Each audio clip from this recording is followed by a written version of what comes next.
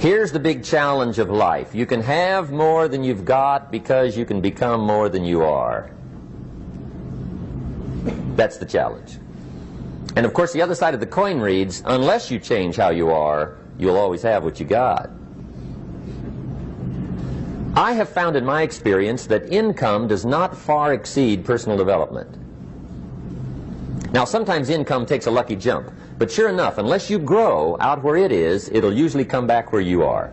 Life has strange ways. If somebody hands you $1 million, best you become a millionaire quickly, so you get to keep the money.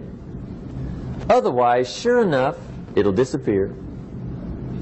Somebody once said, if you took all the money in the world, divided it up equally among everybody, it would soon all be back in the same pockets. Incredible. Success is something you attract, not something you pursue. Success is looking for a good place to stay. So instead of going after it, you work on yourself. Personal development. See, the major question to ask on the job is not what are you getting. The major question to ask on the job is what are you becoming? See, the big question is not what am I getting paid here. The big question is what am I becoming here? Because true happiness is not contained in what you get. Happiness is contained in what you become. So that's our major subject for tonight, personal development. Of all the assignments Mr. Schoaf gave me at age 25, this was probably the most difficult. In fact, I'm still working on this one. I think it's an unending challenge to see what you can become. The next subject is called basic laws. And it's good to study the basics. And I call these basics primarily because they come from the Bible. Now, I'm not a theologian or a minister, and that'll be apparent.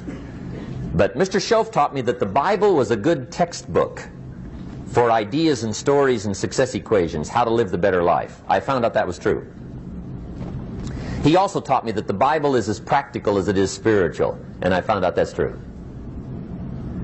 If you look at your bank account and your income and you're not happy, there are several places in the Bible to check to see what the heck's wrong so you can make the changes. And we're going to cover some of those tonight, called basics. Okay. The next subject is my favorite, setting goals. Mr. Schoaf taught me how to set goals. What a favor that was. One morning at breakfast, shortly after I met him, he said, Jim, let me see your current list of goals, and let's go over them and talk about them. He said, maybe that's the best way I can help you get a better direction started. And I said, I don't have a list. He said, well, is it out in the car or home somewhere? I said, no, sir. I don't have a list anywhere. He said, well, young man, that's where we got to start. He said, I can tell you right now, if you don't have a list of your goals with you, he said, I can guess your bank balance within a few $100s. Which he did. And that got my attention. I said, you mean my bank balance would change if I had a list of goals? He said, drastically. That day I became a willing student how to set goals. And sure enough, learning how to set goals changed my life. And I often wondered why no one had ever taught me how to set goals up until age 25. I went to high school, but if they offered it, I missed it. I went to college for a year, never heard it. I worked for Sears. Really. And to my knowledge, Sears never taught it. Right? How to set goals. So here I am, age 25, married, my family's starting, I've been to college, I'm working, and I still don't know how to set goals. But fortunately, when I was 25, I met the man who taught me how. And it revolutionized my whole life. Economically, socially, personally, it's incredible. So I want to share with you tonight what Mr. Schoaf shared with me, how to set goals. It can be a life changer. Okay. The next subject is the negative part of the seminar. Life is part negative, so we got to talk about the negative. And this subject is called diseases of attitude. Diseases of attitude. There's a lot of things that can wreck your chances to do well. We live in a rather dangerous world, so you got to be not only wise, you got to be careful. Now, attitude diseases are just as bad as physical diseases, right? High blood pressure, heart trouble. I mean, a lot of things will ace your chances to do well. So you've got to be careful. And attitude diseases are deadly. I mean, they'll destroy all the good things you start. Okay? So we'll go through those attitude diseases, how to spot them, how to look for them, what they are, and the cure. And I'm a pro on these because I've had them all, so I can give you excellent advice on these. Now, the last subject we're going to consider tonight is called the day that turns your life around. The day that turns your life around. And under this subject, we're going to talk about the emotions that can change your life. Human beings are emotional creatures, and emotions are powerful for life change. Now, of course, emotions are so powerful they can go either way on you. Emotions can either build or destroy. So you really have to employ emotions properly. We call civilization the intelligent management of human emotions. If you can intelligently apply your emotions in the right direction, no telling what can happen. Could turn your life around one day would be sufficient. So we'll talk about those. Okay. Now that's a lot to cover in one evening, but we'll keep at it here and see if we can't get it all done. I'd like to have you now jot down the theme of the seminar. Every seminar should have a theme, I guess. We've got one.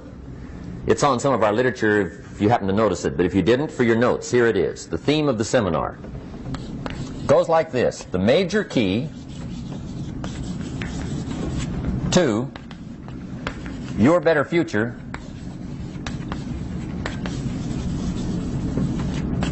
is you. That's the theme of our seminar tonight. The major key to your better future is you. And I'd like to have you underline two words just to give it some added punch. Underline the word major and the word you, so that it reads, the major key to your better future is you. Now, my first suggestion is transfer this to a card or something where you can put it up, where you can see it every day. Preferably put it up where you can see it at the beginning of the day, before you go off to put the day together. This is a good phrase just to glance at, to keep in mind as you're putting the day together. It's called the silent seminar. If you'll just let this talk to you during the day, I found it to be tremendously helpful. The major key to your better future is you. For a big share of my life now, I didn't have this one quite figured out, among a lot of things I didn't have quite figured out. Many things used to puzzle me back in those early days.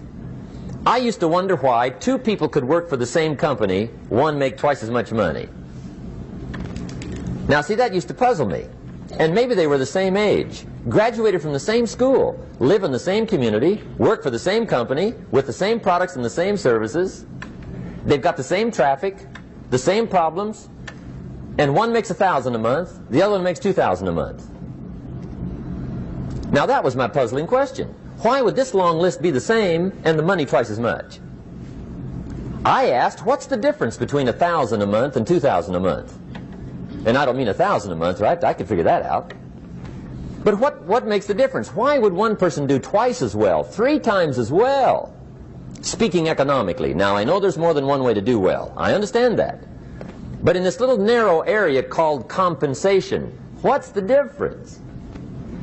Well, back then, with my faulty thinking, I'm trying to reason it out. I thought, well, maybe time makes some of the difference, right? Some people do better because they have more time. I used to say, Harold ought to be able to do well. He's got a lot of time. If I had all of Harold's time, I could do well. Now, that's got to be dumb, right? Number one, you can't get somebody else's time. A guy says to me one time, he says, you know, if I had some extra time, I could make some extra money. I said, then forget it. There isn't any extra time. Hey, when the clock strikes 12 midnight, that about wraps it up, right? I mean, you can look around the gongs there for a little more, but it's over. You say to the guy, what are you doing? He says, I'm looking for extra time. See, they'll come and take you away, right? There isn't any more time. Now, if you can't get more time, which you can't, what could you get more of that would make a difference in economic results? And here's the key word. Make it a part of your notes. We're going to consider it tonight. The word is value. And I have a little phrase for your notes. Value makes the difference in results. Value makes the difference. You can't get more time, but you can create more value. Now here's the first lesson of economics. Everybody should learn it from the time they're old enough to understand what a dollar means, how to earn one, how to get one, how to keep one, what to do with it. First lesson of economics. We primarily get paid for value. That's lesson one. Bringing value to the marketplace, that's how you get paid. You don't get paid for the time. I know it takes time to bring value to the marketplace, but you get paid for the value, not the time. Now, since that's true, here's one of the key questions of the evening. Is it possible to become twice as valuable at the marketplace and make twice as much money in the same time? Could you become 3 times as valuable? Make 3 times as much money in the same time? Is that possible? The answer is yes, if. And it's always if, right? Life is known as the big if. Harry Truman once said, life is iffy. How true. And here's the big if we're going to consider it tonight. It's possible to do much better at the marketplace if you go to work primarily on yourself. And that's the theme of our seminar tonight. Learning to work primarily on yourself. People have asked me for the last 24 years, how do you develop an above average income? And the answer is, become an above average person. Develop an above average handshake. Some people want to be successful, they don't even work on their handshake. As easy as that would be to start on. They let it slide, they don't understand. Develop an above average smile. Develop an above average excitement. Develop an above average interest in other people. Develop an above average intensity to win. See, that'll change everything. Probably one of the most frustrating experiences in life is looking for an above average job with above average pay without becoming an above average person. It's called frustration.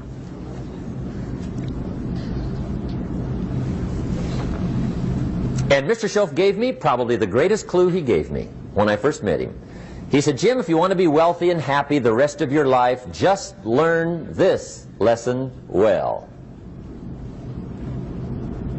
He said, learn to work harder on yourself than you do on your job.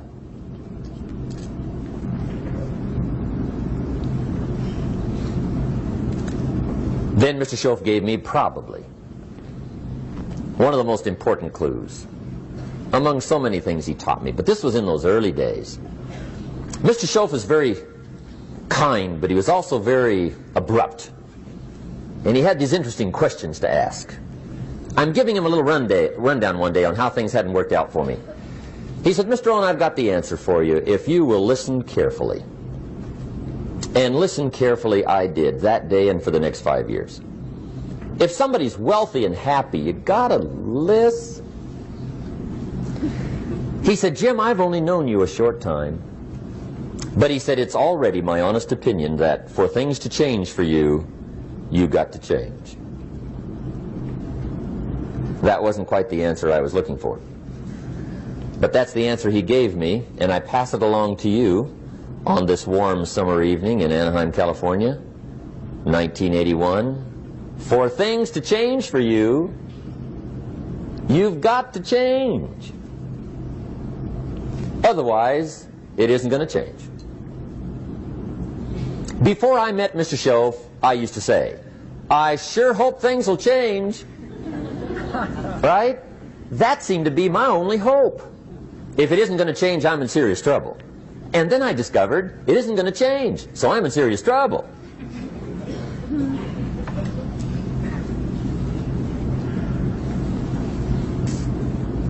See, I can tell you what the 80s are going to be like. You have dropped into the right place. I did a seminar one time for Standard Oil executives and management in Honolulu. And we're having a conference one day on this big conference table. And one of them said to me, Mr. Rohn, you know some fairly important people halfway around the world. What do you think the 80s are going to be like? I said, gentlemen, I do know the right people. I can tell you. So they all listened very carefully. And I said, gentlemen, based on my wide experience, I can really honestly say to you, in my opinion, in the 80s, it's going to be about like it's always been. Aren't you glad you came? That's inside. I don't pass that around just everywhere. Now, of course, I said that to make a point, but I also said it because it's accurate. It's going to be about like it's always been. It isn't going to change. The tide comes in, and then what? It goes out. For 6,500 years that we know of, recorded history, and probably long before that. So it is not going to change. It gets light, and then what? It turns dark. 6,500 years. See, it's not likely to change. And we're not to be startled by that. If the sun goes down, the guy says, what's happened, what's happened? It means he hasn't been here long, I guess, right? It always goes down about this time. The guy says, well, I don't like that arrangement. Well, you got to talk to somebody besides me, right? It gets light, then it turns dark. In rotation, the next season after fall is what? Winter. Pray tell, how often does winter follow fall? Every year regularly for the last 6,500 that we know of. See, it is not going to change. Now, some winters are long, and some are short, and some are hard, and some are easy, but they always come right after falls. It isn't going to change. Sometimes you can figure it out, sometimes there's no way to figure it out. Sometimes it goes well, sometimes it gets in a knot. Sometimes it sails along, sometimes it gets in reverse. See, that's not going to change. The last 6,000 years reads like this: opportunity mixed with difficulty. That's how it reads. It isn't going to change. The man says, well, if it isn't going to change, how will my life ever change? Answer, when you change. And whether I'm talking to high school kids or business executives, my message is always the same. And it goes like this: the only way it gets better for you is when you get better.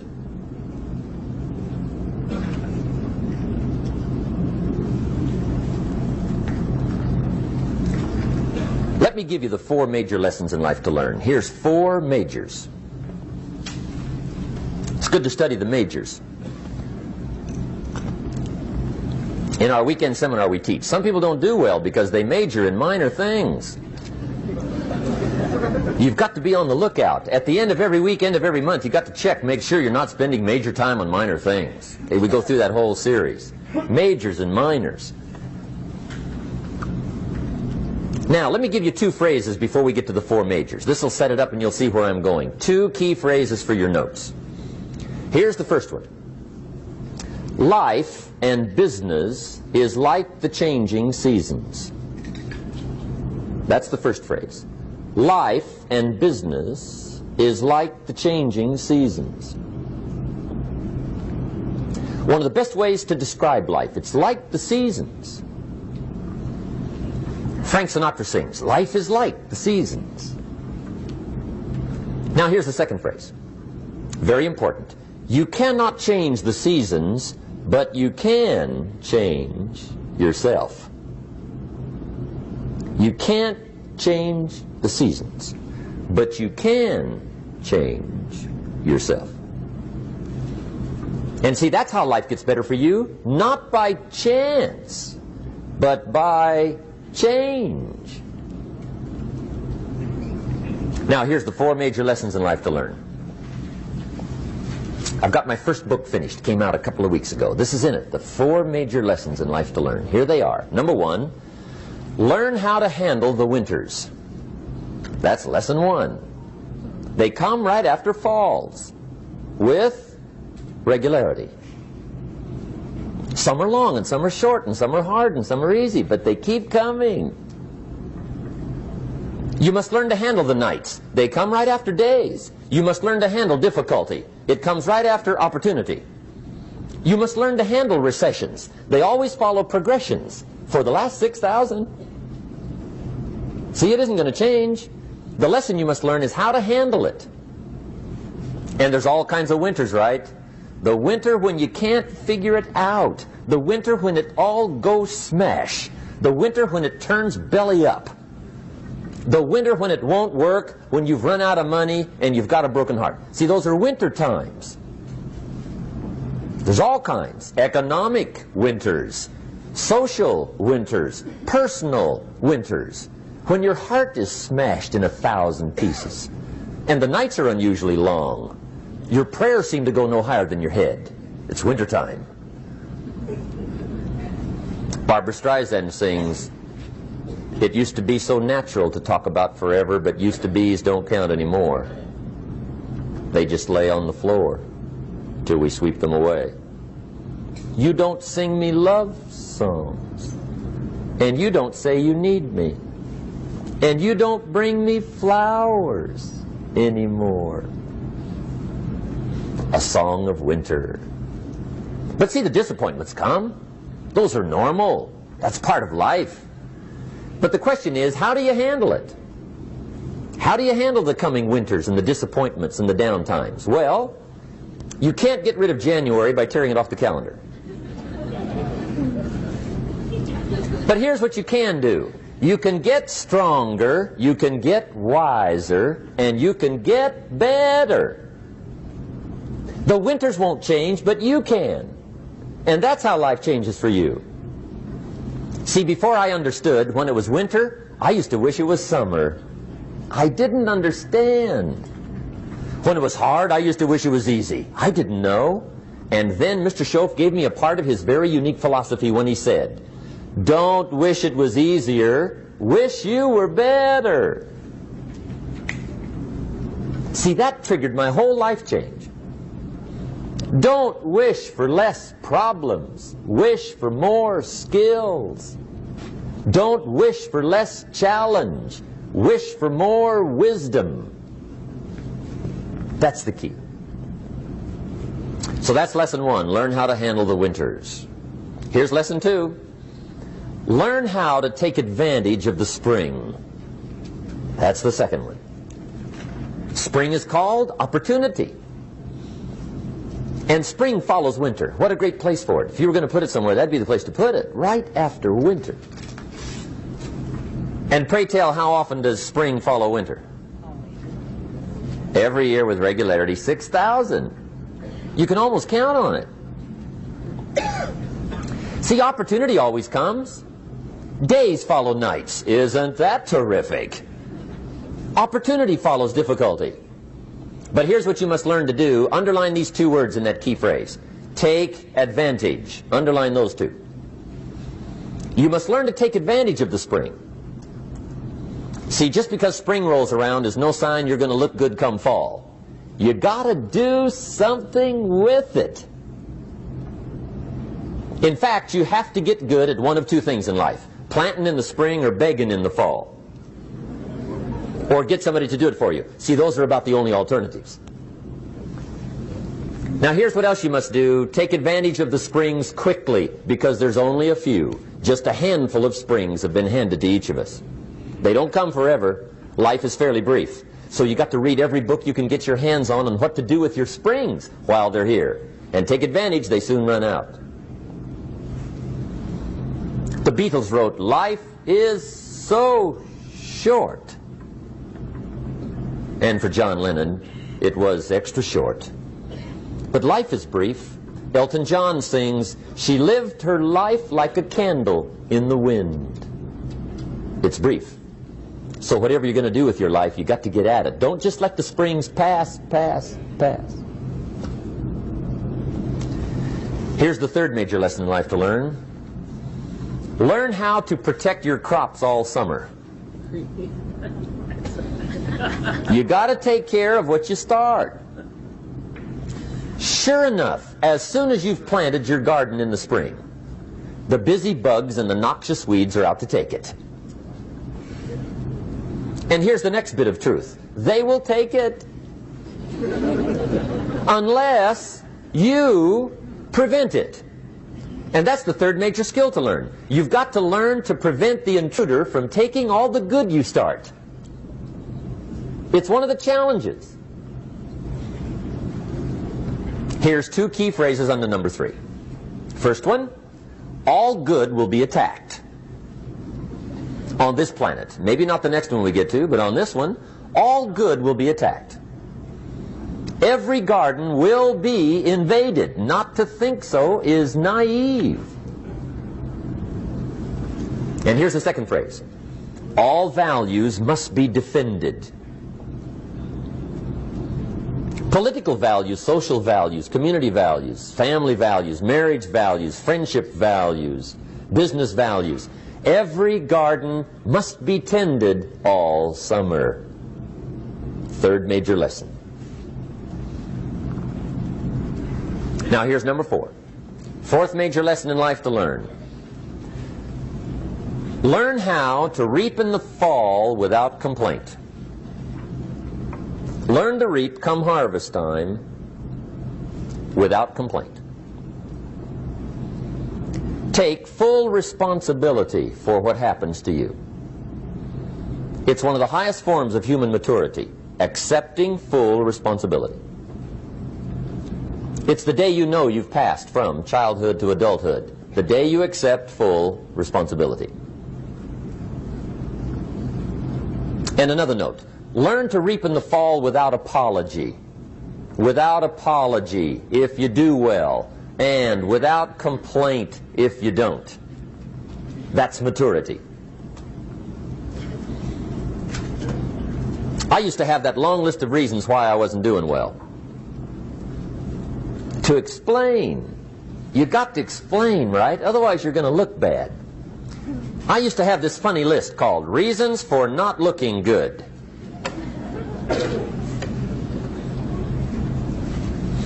I used to blame the government. I mean, you can believe that or not. It was at the top of my list. I had a lecture second to none. The government. That was on my list. I used to blame taxes. Look what you got left after they take everything. And they expect you to do well. That was on my list there. Prices, that one's easy, right? You walk into the supermarket with $20, come out with a little half bag. So I had that on my list. I used to blame the weather. I blamed the traffic. I used to blame my car. I blamed the manufacturers. I used to blame the company. I blamed company policy.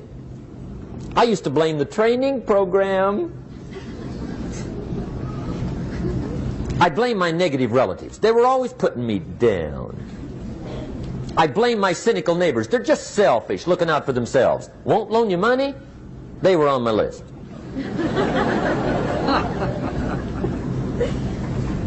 I used to blame the economy. I blamed the community. That's a pretty good list for not doing well, isn't it? I thought it was good. I'll never forget one day, Mr. Schoaf was very kind, but he was also very blunt, and this was no exception. And I'm glad he was blunt. There's a lot of things I'd have missed if he hadn't have been blunt. One day, with sort of a curious look on his face, he said, "Jim, just out of curiosity, tell me, how come you haven't done well up until now?" Excellent question. I thought, well, so I won't look too bad, I'll go through my list. And this list I just gave you, I put that on him. And he was very patient. He let me go through the whole thing, the government, the weather. I went through this whole thing. When I finished, he looked my list over very carefully. He said, "Mr. Rohn, big problem with your list. You ain't on it." How brilliant.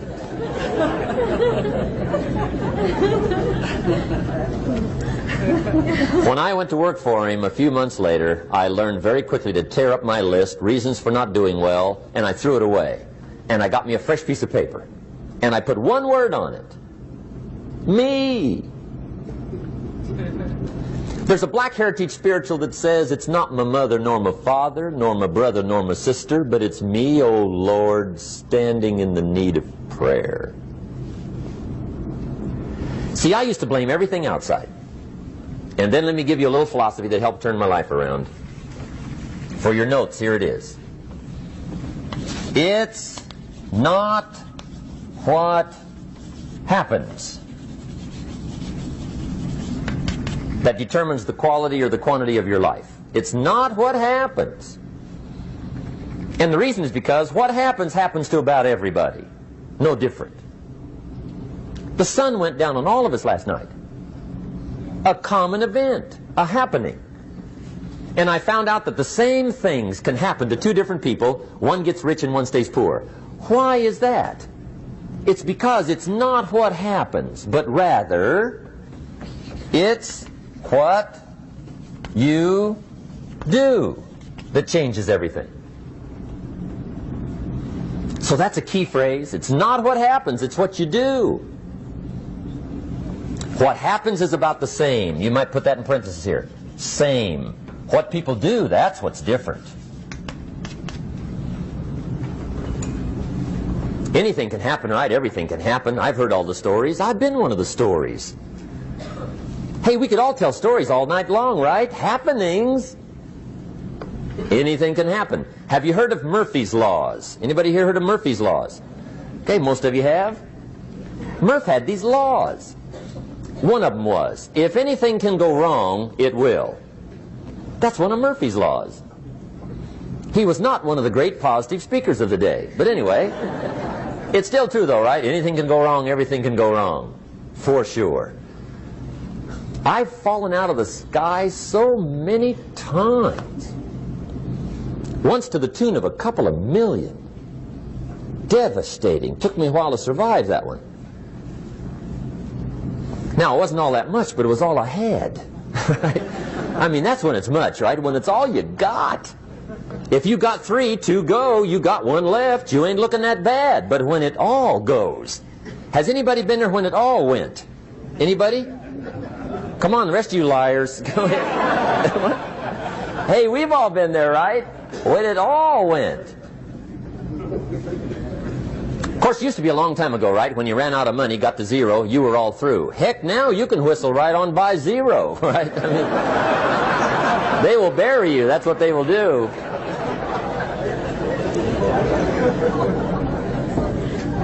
But see, those are the happenings, right? Everything can happen. Anything can happen. But it's not the happenings. It's what you do about it. Somebody says, yeah, but you don't understand the disappointments I've had. Come on. Everybody's had their share. Disappointments are not special gifts reserved for the poor. Everybody has them. The difference is what you do about them. It's not the weather. I used to blame the weather, and I discovered it rains on the rich. So see, that won't help.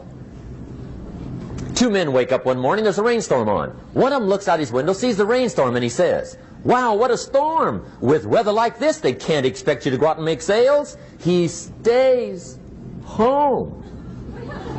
Same morning, the other guy looks out his window, sees the same storm, says, wow, what a storm.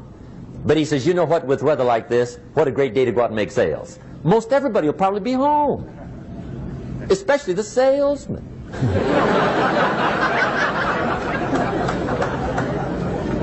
See, that's the difference in how your life works out. It's not what happens, it's what you do. So here's one of the key questions of the evening. Starting tomorrow, what are you going to do that'll make a change in your life's direction? Good question. What are you going to do starting tomorrow that'll make a difference? Now see, if you don't do something starting tomorrow that'll make a difference, guess what? It's going to be the same. And see, that way you can guess what the next 5 years are going to be like. Look at the last 5. Because the next 5 are going to be like the last 5 unless you, major key, tomorrow, change it all.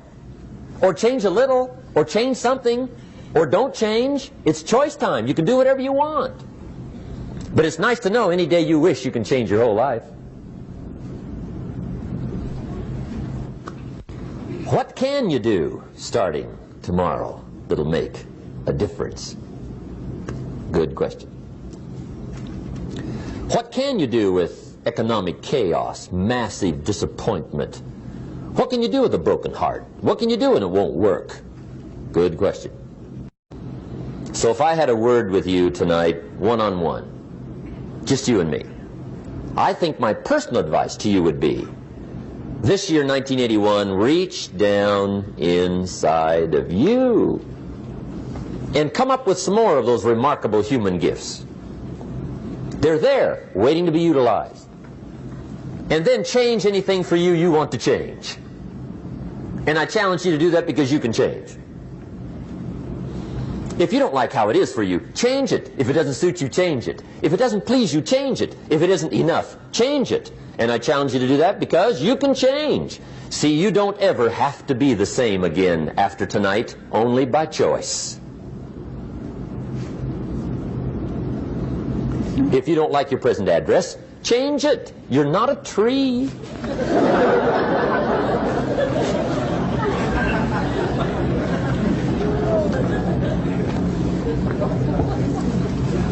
Now, let me give you 3 steps to personal development. Let's get down to the nitty-gritty.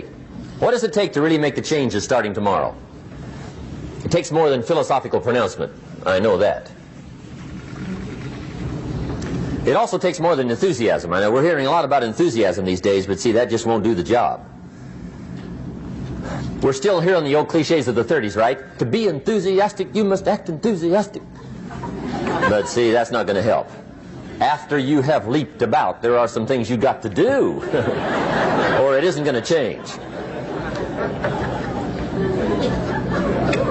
See, you can get all excited about lifting 200 pounds till you get to the gym. And then you need a new excitement. And the new excitement is called discipline. Major step to human progress. Discipline. If there's one thing to get excited over, that's it. Get excited over your ability to make yourself do the necessary things. What could you make yourself do starting tomorrow that would change it all? No! Tell him. Now, see, that's exciting. On any given day, you can massively change the direction of your life. Murder is a clear example that any one person on any given day can forever alter the course of their life. It just happens to be a negative act. But just as sure as you can commit a negative act, you can also commit a positive act and forever alter your life. Whenever you wish. Now that's exciting. And whatever that act might be that changes your life. The guy finally takes a shotgun to his car and blows out every window, destroys every tire, puts 100 rounds in this shabby old thing. And he says, I have driven this embarrassing thing for the last time. And not only will I never drive it again, nobody else will ever drive it again. And he lets that shuddering thing stand there for a while as a monument to the day he said, today my life changes. Now who can do that? Anybody. When can you do it? Whatever day you pick.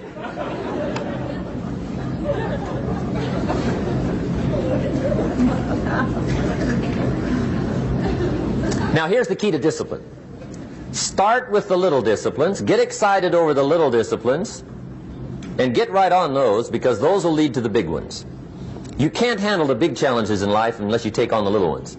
Make a list of all the things you can do, get right on those, discipline yourself for those, both for the results and for the muscle and for the practice, so that when life hands you some big challenges, you'll be ready, you'll have the muscle. But see, if you don't handle the small ones, you can't take care of the big ones. Okay, here's what else it takes for life change. Self-motivation. Key phrase, self-motivation. I don't know why we call it self-motivation. It's really the only kind there is. You've got to motivate yourself. Because I found out you can't change people. They can change themselves, but you can't change them. Lord knows some I've tried. But see, it won't work. People have to change themselves. I learned some of those lessons early. I built a little sales organization way back in those early days. I'm 25. And I had some nice people. I said, I'm going to make these people successful if it kills me. I almost died, right? I mean, you can't do that.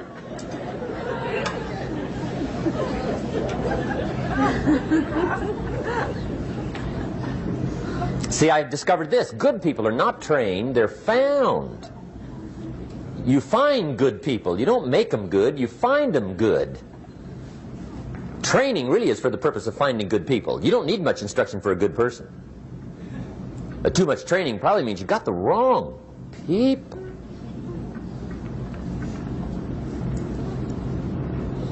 So you got to find the right people. That's the key to getting a good job done. One of the major things we learn in management, lesson 1, don't send your ducks to Eagle School.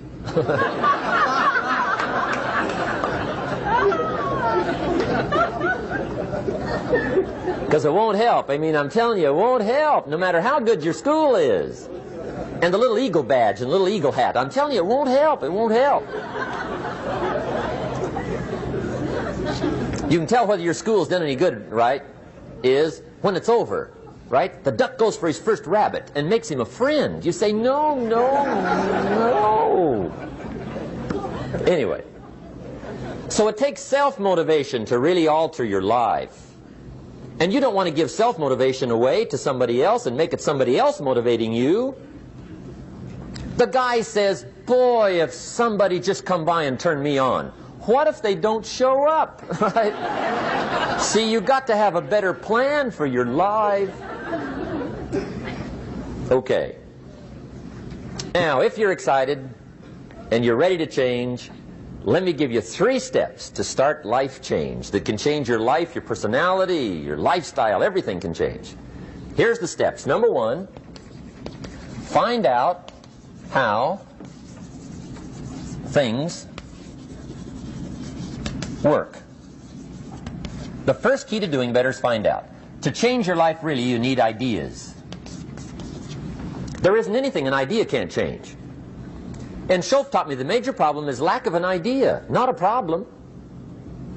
At first I didn't have any money. I said to Mr. Schoaf, I don't have any money. He said, that's not a problem. Now see, up until then I always thought it was. Right? I was confused. He said, no, no, the problem is lack of an idea on how to create money and wealth. It isn't lack of money, it's lack of ideas. So if you get the ideas, see, you can change anything. Now to get ideas, you need a constant study of finding out. Now Schoaf also said, when you find out something that works, put the information in your journal. Don't use your head for a filing cabinet. Put it in your journal so that you can do the next best thing. Repetition, repetition, repetition. Go over it. And if you repeat it, go over it, sure enough, someday, some mysterious day, the idea takes root, starts to grow, and shows up in your bank account, and your dress, and your personality, and your lifestyle. But capture the ideas in your journal. Find out how things work. Schoaf gave me this word for my life change. He said, study. Great word. If you wish to be successful, study success. If you wish to be happy, study happiness. If you wish to be wealthy, study wealth. Don't leave it to chance. Make it a study. Some people just go through the day with their fingers crossed. See, that won't do it. You've got to study the things that can change your economic, social, spiritual, personal life. Now here's a qualifying phrase. And we'll have several of these qualifying phrases throughout the seminar. Here's the first one. You may not be able to do all you find out. I understand that. You may not be able to do all you find out, but you should find out all you can do. See, you don't want to wind up at the end of your life and discover that you've lived only 1/10 of it. And the other 9/10 went down the drain. Not for lack of opportunity, for lack of information. So that's number 1, find out how things work. Now here's the best human virtue for finding out. Curiosity. Make a note of that. Curiosity. Be curious. You might add a word to it that'll help. Childish curiosity.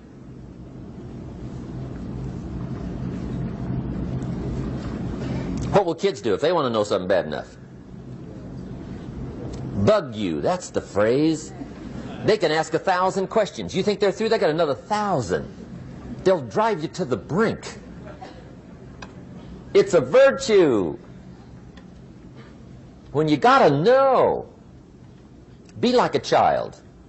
In fact, Jesus, the master teacher, said, unless you can become like little children, you might as well forget it. You don't have a prayer. Excellent advice. You got to be like children. 4 ways, in my opinion, to be like a child. Number 1 is curiosity. Number 2 is excitement. Get excited like a child over your ability to make yourself do anything for change. 3rd is faith. Have faith like a child. Adults are too skeptical. And 4th is trust. Trust is a childish virtue, but the rewards are incredible. So be like a child.